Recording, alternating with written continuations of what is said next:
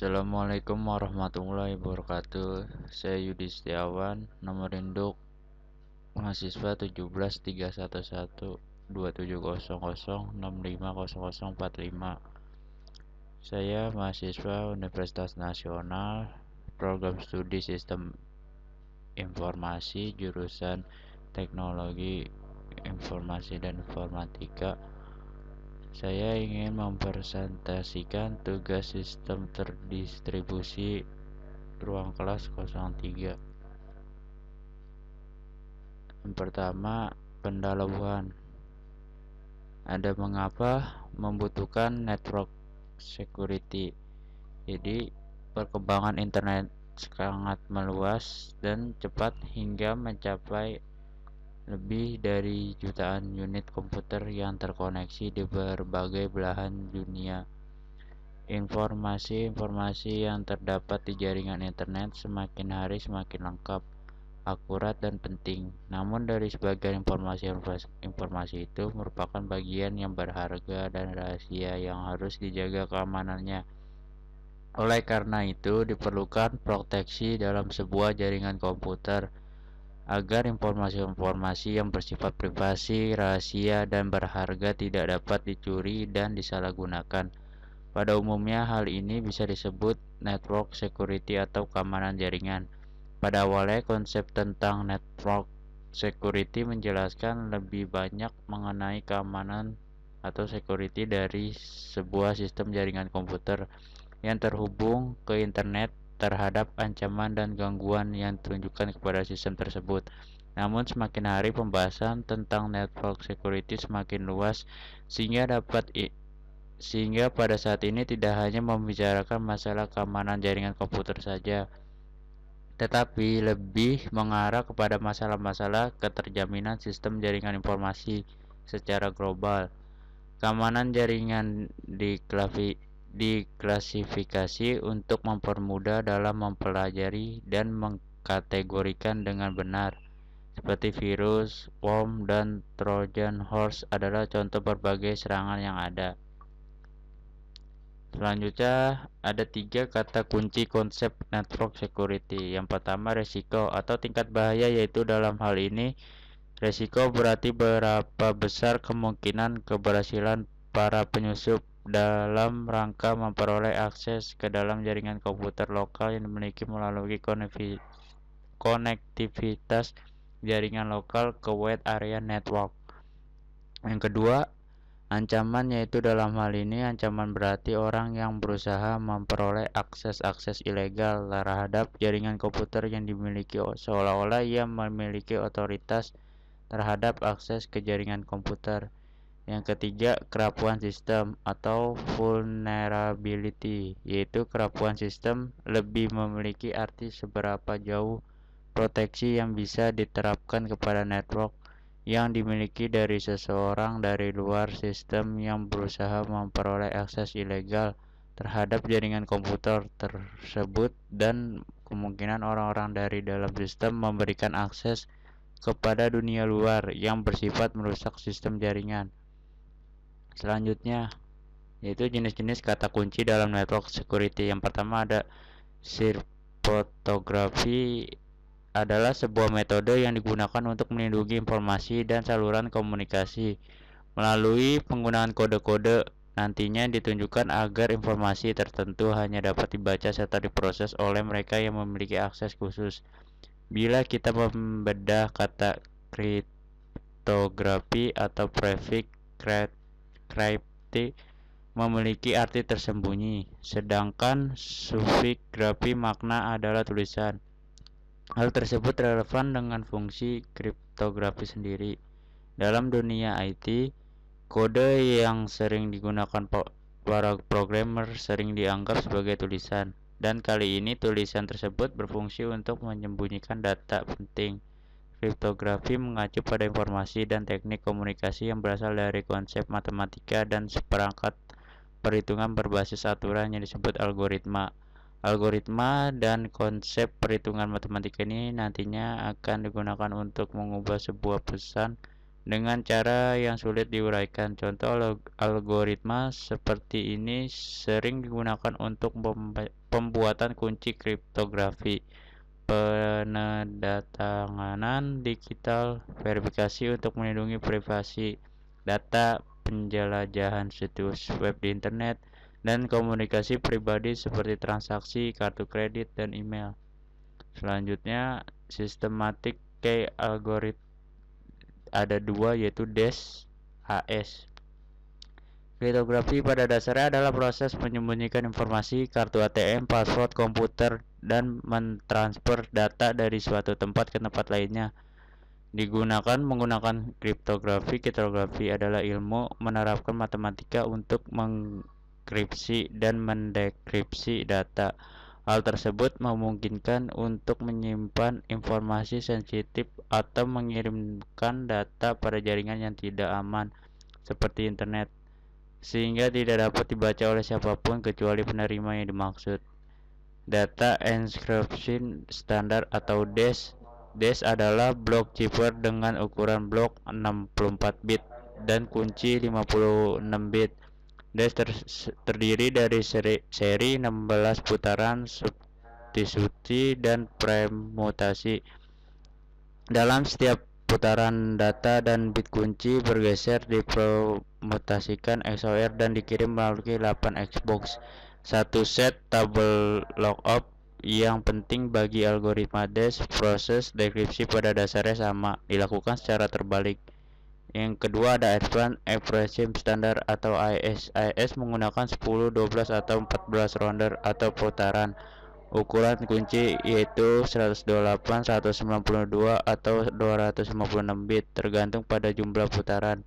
AES menggunakan beberapa putaran di mana setiap putaran terdiri atas beberapa tahap. Untuk memberikan keamanan, AES menggunakan beberapa jenis transformasi, permulaan, substitusi, mix, pencampuran, dan penambahan kunci di setiap putaran AES, kecuali yang terakhir menggunakan 4 transformasi.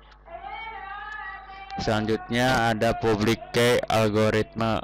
Public key encryption adalah sistem enkripsi penyediaan yang menggunakan dua kunci, yaitu kunci publik dan kunci privat. Kunci publik diberitahukan oleh pemilik, digunakan oleh semua orang yang ingin mengirim pesan terenkripsi kepada pemilik kunci. Kunci privat digunakan oleh pemilik kunci untuk membuka pesan terenkripsi yang dia terima. Public key enkripsi kunci publik atau kriptografi kunci publik adalah metode mengenkripsi data dan dua kunci berbeda dan membuat salah satu kunci publik tersedia bagi siapa saja untuk dikunci lain, dikenal sebagai kunci pribadi. Data yang dienkripsi dengan kunci publik hanya dapat dienkripsi dengan kunci pribadi, dan data enkripsi dengan kunci pribadi hanya dapat dienkripsi dengan publik kunci. Enkripsi kunci publik juga dikenal sebagai enkripsi asimetris. Ini banyak digunakan terutama untuk TLS atau SSL yang memungkinkan HTTPS. Selanjutnya ada digital signature. Digital signature adalah sebuah skema matematis yang memiliki keunikan dalam mengidentifikasi seorang atau subjek hukum.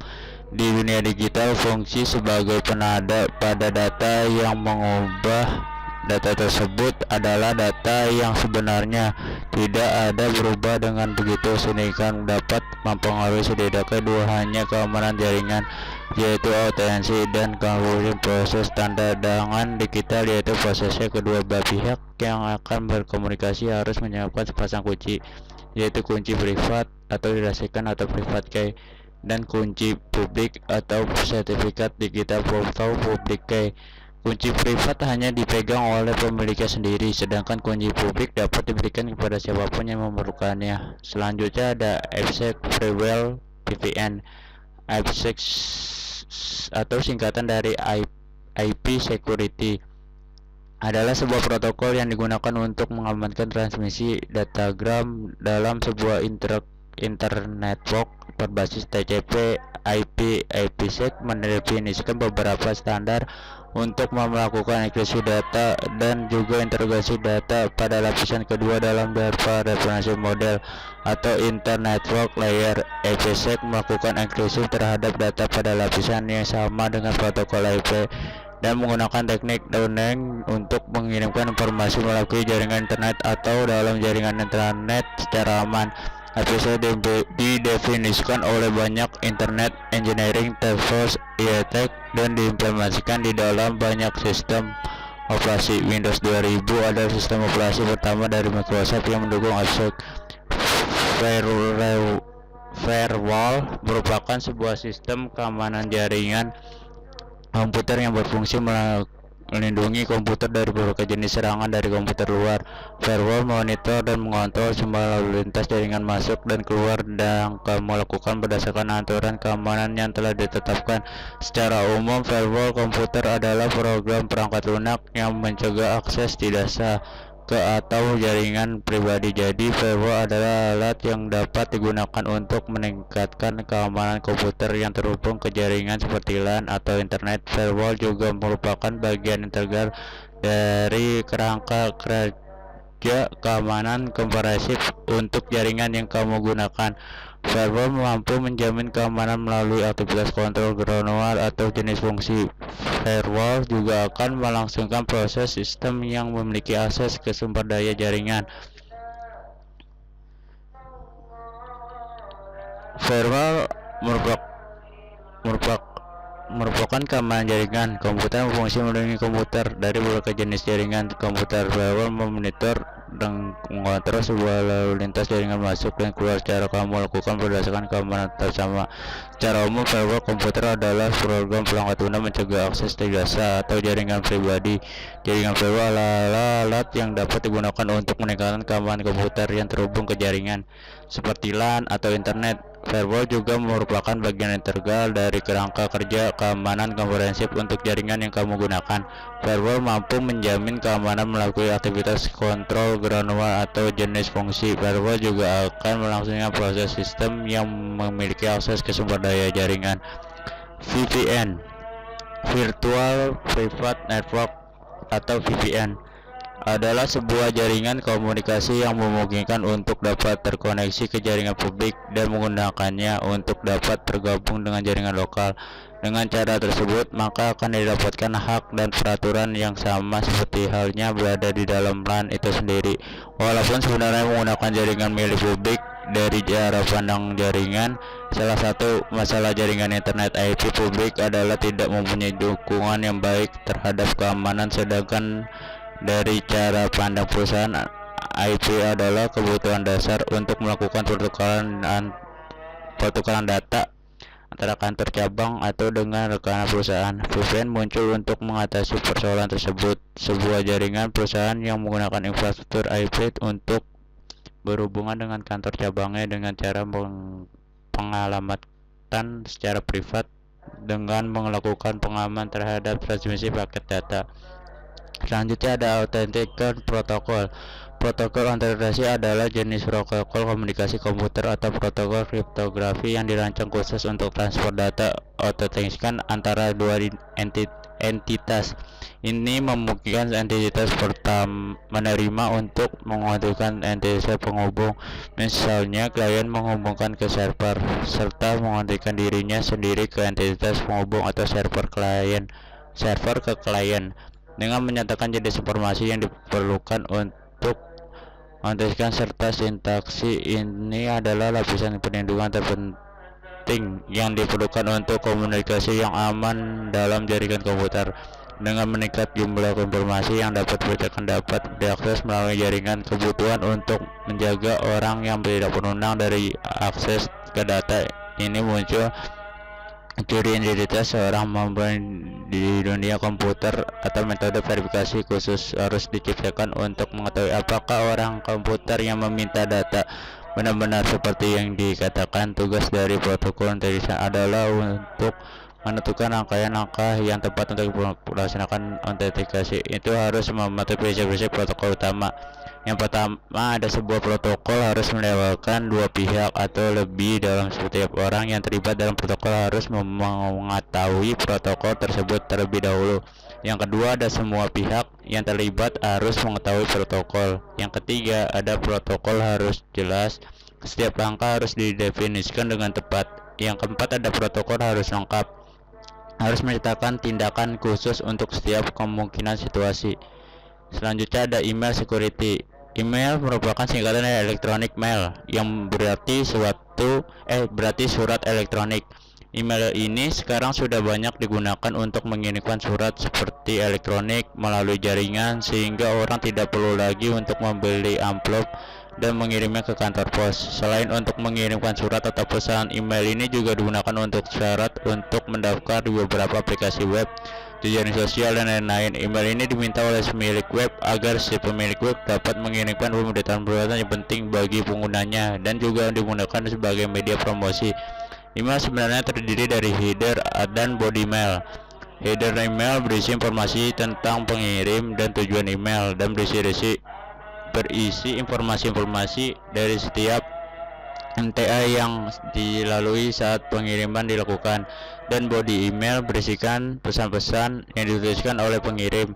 Sedangkan struktur alamat email sendiri terdiri dari username dan nama domain yang dipisahkan oleh tanda atau username dominan. Tujuan security email dibuat untuk mencegah dari yang pertama ada penyadapan. Penyadapan ini dapat dilakukan karena sifat email yang terbuka, yaitu pesan yang dikirimkan tersebut tertulis secara jelas dan lengkap sehingga para hacker dapat membaca dengan jelas. Yang kedua ada virus. Virus ini dapat masuk ke email atau komputer kita akibat kecerobohan kita yang attack langsung file yang mengandung virus atau mengambil atau membuka file yang mengandung virus. Ancaman ini juga dapat terjadi karena firewall yang tidak bekerja pada layar aplikasi. Spamming ini dilakukan oleh hacker dengan mengirimkan email sebanyak-banyaknya ke sembarang alamat email yang membuat kotak masuk alamat email yang dikirim menjadi penuh. Selanjutnya ada web security. Web security adalah aturan atau cara mengamankan aplikasi web yang dikelola. Biasanya yang bertanggung jawab melakukan adalah pengelolaan aplikasi web. Ada dapat 3 prinsip utama mengenai masalah keamanan web, yaitu confidential, integrity, dan availability atau lebih dikenal dengan nama CAA. Sama halnya ketika bergelut dengan keamanan security sebuah website, prinsip saya sudah layaknya dijanakan pedoman yang harus dipahami apabila ingin website ketika lebih aman dan sulit untuk diserang. Configure memiliki makna bahwa data atau informasi yang berada di dalam sebuah website hanya dapat dibaca atau diakses oleh orang-orang yang memang memiliki kewenangan atau mengaksesnya. Integrity memiliki pengertian data-data yang berada di server atau website hanya dapat diubah ataupun di-delete oleh orang yang memiliki kewenangan untuk melakukan hal tersebut. Availability jika confidential bermakna hanya user yang memiliki kewenangan yang dapat melihat data tersebut yang disimpan di dalam sebuah server atau website. Availability memiliki makna bahwa website harus dapat diakses jika user ingin menggunakannya. Availability hanya menekan kepada dapat diaksesnya sebuah website. Mengenai siapa yang dapat mengakses itu telah di-cover oleh prinsip confidentiality. Jika sebuah website dapat diakses tanpa adanya error, itu berarti website tersebut telah memiliki prinsip availability ini. Hal ini memiliki makna bahwa sebuah website haruslah dapat diakses apabila memang dibutuhkan. Dengan kata lain, website harus selalu. Jadi kesimpulannya